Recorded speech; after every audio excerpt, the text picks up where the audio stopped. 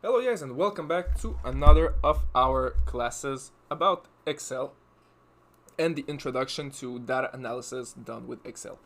So in today's class we are gonna start our first project. We are not gonna talk about the goal of the project, we are just going to create a database. So my goal is really right now to create a database since our first project will be really about a population analysis. So what we'll do, we'll create a database of people. We're not gonna create 100 names, but we will create really a database of something around 500 people to be able to do a good analysis.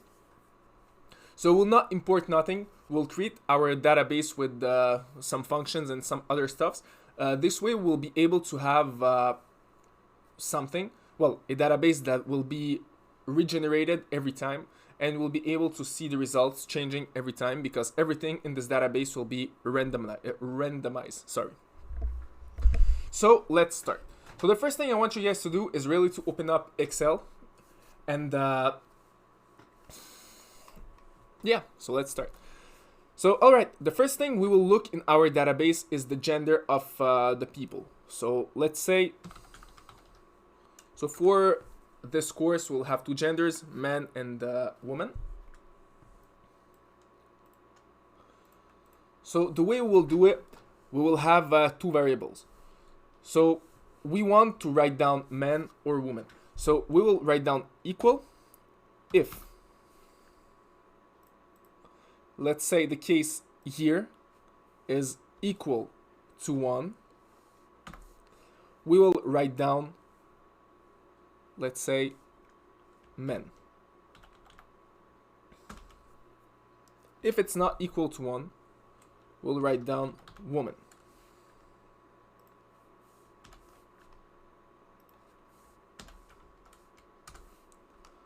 Alright. And here, what we'll do, we'll generate a random number between 1 and 2. So what's gonna happen? Every time we'll regenerate our database, the number right here will regenerate and we'll have a man or a woman. The gender will change every time.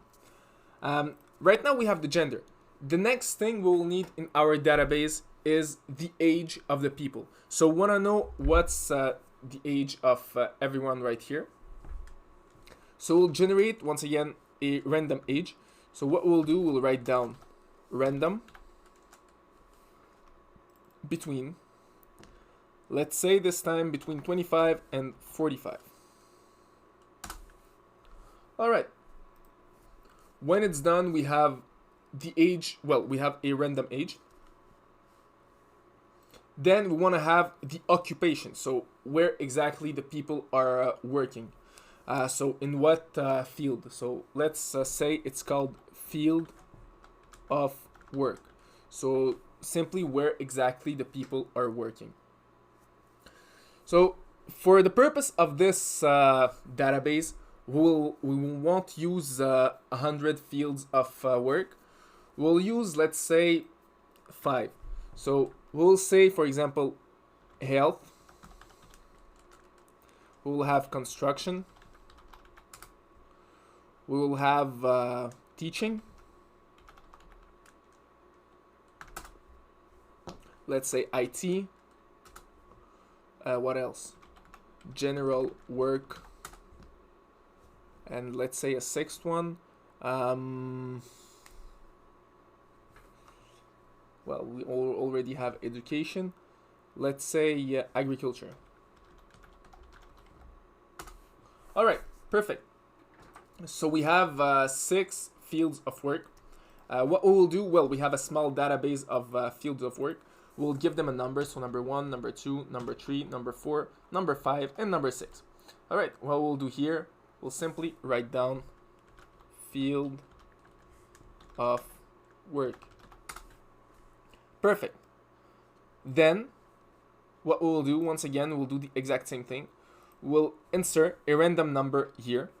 So, we'll write down rand between, this time 1 and 6. All right, so we'll have a random number that will be generated every time. And we want to generate one of those, one of those words here to know the field of studies of this person.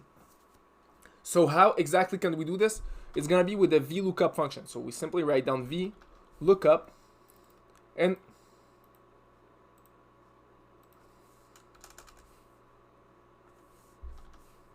all right, we have our function. So what exactly we are looking for? We are looking for this number in this database, and we want to have the second variable. So, the second column, sorry. So this is the first column, this is the second column. We need the second column for the purpose of this database. So, all right, so here we go. We have our field of work, which is construction. Amazing. So next thing we'll need is adding a education. So where exactly the person is studying. Well, not studying, but where exactly the person, the level of education that the person has. So once again, we'll do the exact same thing. We'll write down education. So what we'll do here, we'll write down, for example, high school, college, university, and let's say technical, and other. So we'll do the exact same thing. We'll add numbers here. Once again, 5. Here, we'll do the exact same thing. We'll create a random number between 1 and 6. So what I want you guys to do is simply copy this function, and you can paste it here, and you'll have a random function there. So it's gonna generate random numbers between 1 and 6. And we'll do the exact same thing. So we'll write down a vlookup function. So vlookup, once again, we are looking up for this number, and this time this database, and we want the second column. So as you can see, it will generate us a random, it will generate us the education of those people. Next thing we want to have is how many kids.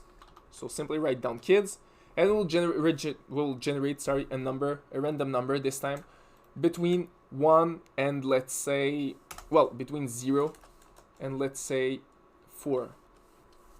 So I know it can be more in some cases, but once again, it's just for the purpose of this database. If you want to play around and add more kids, you can do it. All right, so when this is done, the next thing we want to have is the number of vehicles that the person has. The person, yeah. So I'll write down vehicles. So vehicles are, for example, cars. Let's say cars. It's going to be easier for you guys to understand. So the number of cars. We'll do the exact same thing. This time we'll generate a random number between 0 and 2. When it's all done, let's say 1 and 2. 1 and 3. It's going to be easier since we'll have... All right. So right now that we have the number of cars, we want to have the income of those people. We want to know exactly what is the income of this person. So what we'll do, we'll write down income. And we'll generate a random income. Since this exercise is done in something like Canada, so we are going to use the average Canadian income. So we will say that income will be between... Once again, rent between, let's say 25,000 and 90,000. All right. So we have a random income that is generated. After that, we want to have the area where the person lives. So the area I'm talking, let's say in this case, and for this database, the purpose of this database, we'll have the province where this person lives. So once again, for the purpose of this exercise, we'll use Canadian provinces. If you guys just want to write down, let's say area 1, area 2, area 4, you can do it. But we are going to use Canadian provinces for this exercise.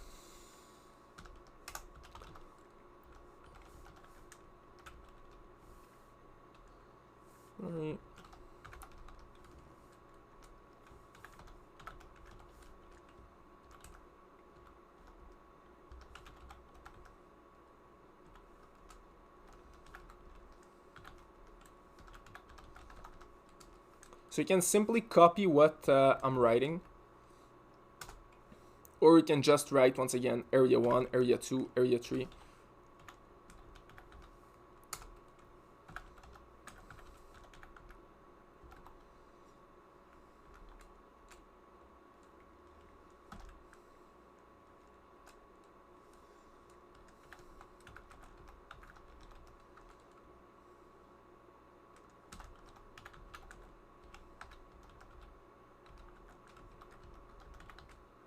All right, so we have our provinces there. What we want to do, it's the exact same thing. We want to generate a number for each province. Since our goal, once again, is to generate a random province or territory.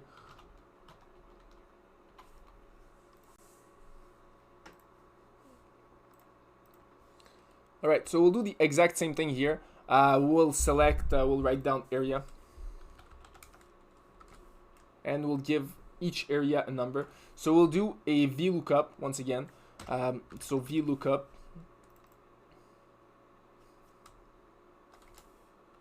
in this case. So first of all, we'll generate a random number. So between 1 and 14.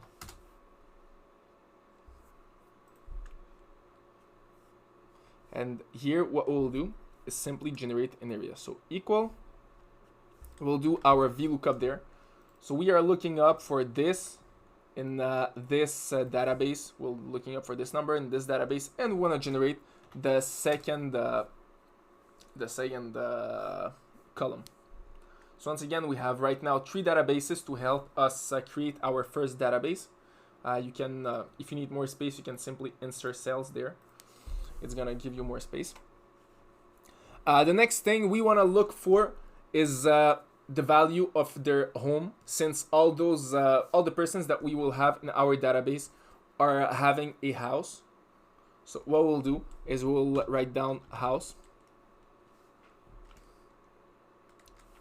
Well, value of house. It's gonna be value of house. So here what we'll do, we'll generate a random number between, let's say, the way I want to calculate it is the value of the house will be linked to the income of the person. So in this case, the value of the house will be something between, let's say, 3 to 4 times the income of the person. So let's try it out. So we have our income here.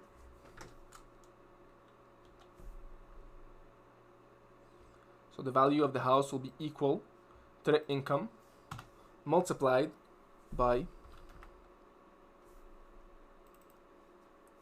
random value 3 to, let's say, 6 times the value of the income. So if the income of the person is 42,000, well, the value of its house will be, in this case, 213,000. So as you can see, we'll give you a number that will make sense. All right, we have the value of the house. After that, we want to have the mortgage that is left to pay on the house. So we'll write it down here. Mortgage left. Once again, you'll see the more we'll advance in this database, the more it's going to become complicated. So just try to stay with me and understand everything. So right now we have our house value. When I calculate the mortgage of the house, so what we'll do, we'll simply generate a random number between 0 and 1 and multiply it by the value of the house. So the number will be, let me show you the function first. So it's gonna be rend, and as you can see, we'll generate a small number between 0 and 1, and we'll know exactly what's the mortgage left on the house. So as you can see, the value of the house is 400,000, 3,300, 400,000, 3,300, 974, and the mortgage left is the number here. All right. So right now that we have the value of our house, we have how much left to pay on the house. We want to calculate the value of the cars. So how much the cars are valued. So in this case, we'll do the exact same thing. So we'll write down there, cars value. So we'll do the approximately same thing here.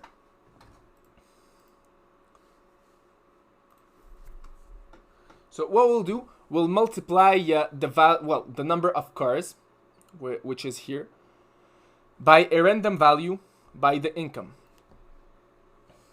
So let's do it. So we'll multiply the number of cars by a random value between 0 and 1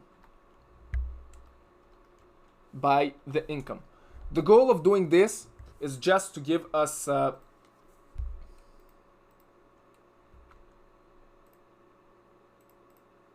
goal of doing this is, yeah, sometimes you can have problems with the functions when you write it down.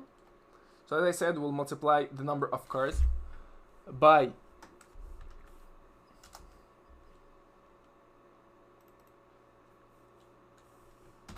a random value by the income.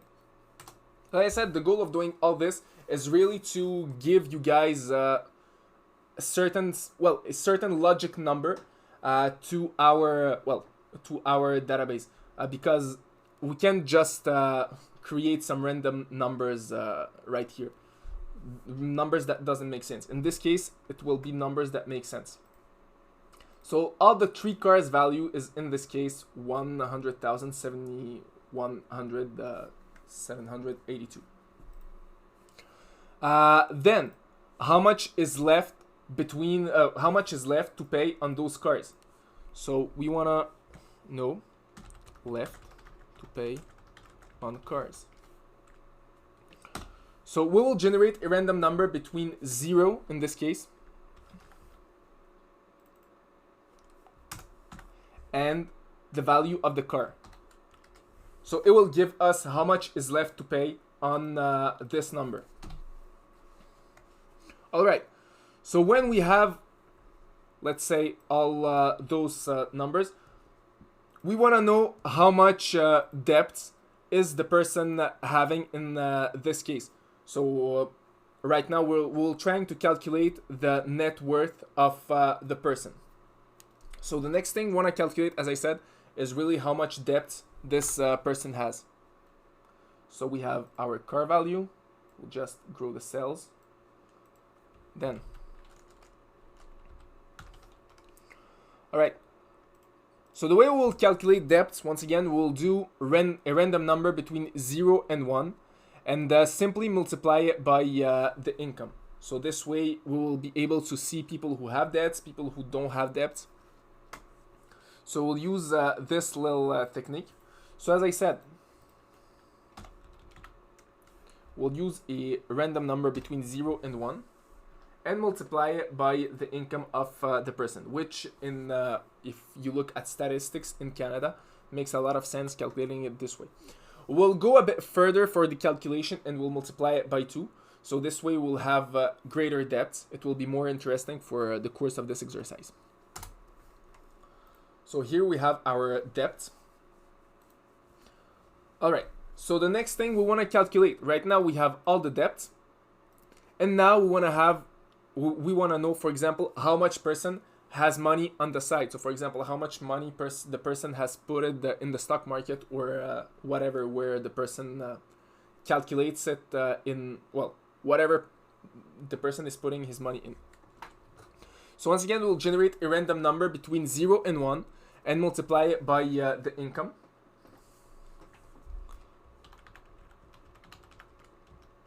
Perfect.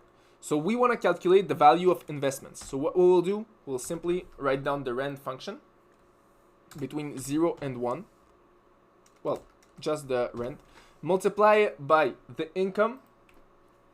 And multiply, let's say, once again, to give us something more that makes more sense. Multiply by 1.5.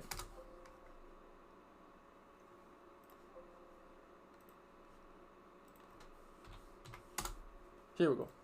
So we have our investments value. So right now we have absolutely everything to be able to calculate, calculate how much is the net worth of this person. So the next thing we want to do is calculate how much the person will be, what are the values of the actives of this person. What does it mean? It only means that how much, not the debts, how much exactly this person worth without the debts. So in this case, we will calculate the house value. So just write it down. Value of the person.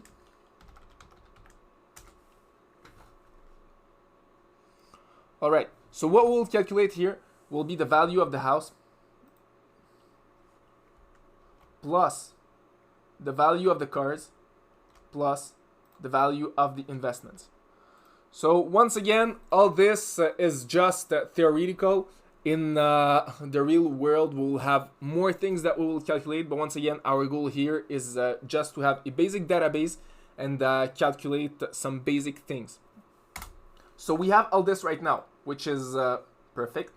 The next thing we want to calculate will be the value of the debts of the person. So the first thing you guys want to do is just give yourself more space. So just insert cells.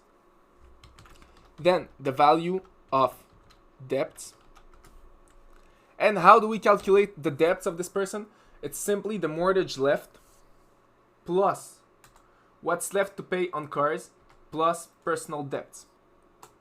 And we have the value of debts of this person. Then the net worth of the person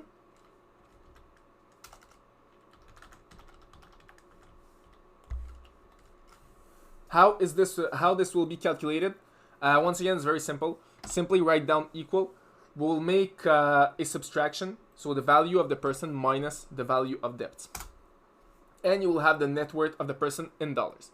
As I said, right now, this is in this database, we only have one person. But our goal right now is to create a database for 500 persons. So don't worry, guys. We will not make the same thing 100 times. 500 times. We will go a bit faster. So what we'll do there, first of all, we have to review our formulas, because if we don't review it, look what will happen. We'll simply have errors everywhere. So as you can see, nothing will work. So let me show you what exactly we'll do. So we'll go in our first formula here. We want to lock down, there are things that we will lock down. So do we have to lock down some numbers there? Not really. If you guys want to verify it, as you can see, we don't have nothing to lock down here. The age is good as well. Then, if for example we try to copy paste everything here, it's not gonna work since it's linked to this database. So what we want to lock is this database. So how are we gonna lock this database? It's very simple. We'll write down $signs. So as you can see, guys, we're writing down $signs. And our database is locked. So right now we are always, each time we'll copy paste, what's gonna happen is we will use this cell as a reference. We'll look for this cell, but always in this database. So let me show you. Right now everything works well. So we'll do the exact same thing in our other places in the database. We want to lock all the databases, all the small databases. There we go. So for the number of kids, it's good. Number of cars, everything's perfect. The income, it's good since it's just a red between. Here we'll do the exact same thing. We have a small database that we are working with. Simply lock it.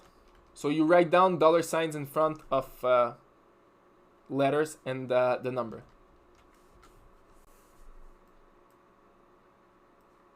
All right, amazing.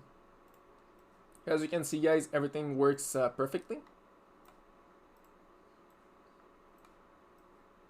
For the rest, it's all gonna be good.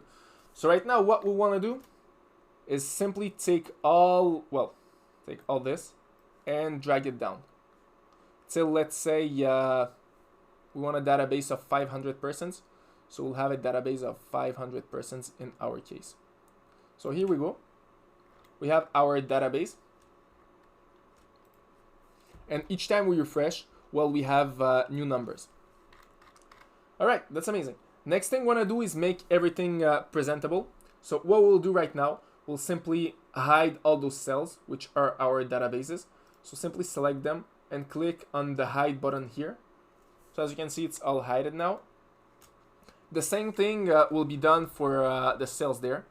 So simply click on it and click on hide. So all the cells that are, for example, cells with the numbers, so cells with no name, for example, not the age, but the cells, for example, for a field of work, the cells that have numbers, for example, 2, 6, 3, we don't need them.